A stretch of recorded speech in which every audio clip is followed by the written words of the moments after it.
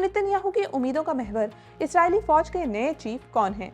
Israel ने lieutenant general year ज़मीर को army chief appoint कर दिया है।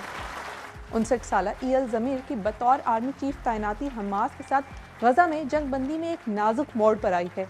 गुज़श्ता माह जब इसराइली वज़ीर आज़म नेतन्याहू ने उनकी तैनाती का ऐलान किया था तो उन्होंने कहा था कि उन्हें उम्मीद है कि वो हमास के खिलाफ मुकम्मल फतह के मकसद को पूरा करेंगे। उन्होंने पहले और दूसरे फ़लस्तीनी इंतफादा में बराह रास्त लड़ाई में हिस्सा लिया और कमांडर के सीनियर रोल्स में रहे। सन 2002 में उन्होंने एक ब्रिगेड की क़यादत की जिसने मकबूजा मगरबी किनारे के शहर जनीन से मुल्हिका पनाह गुज़ीन कैंप पर कब्जा किया।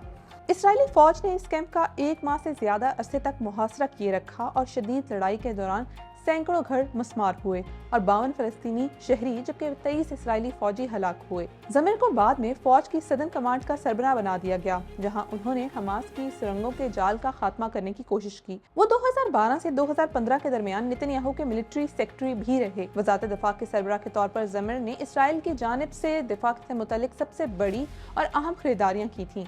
वो ऐसे टाइम पर फौज की कमान संभालने जा रहे हैं जब इसराइली फौज खुद भी एडमिट कर चुकी है कि हमास की जानिब से 7 अक्टूबर 2023 को किया गया हमला रोकने में इससे मुकम्मल नाकामी हुई।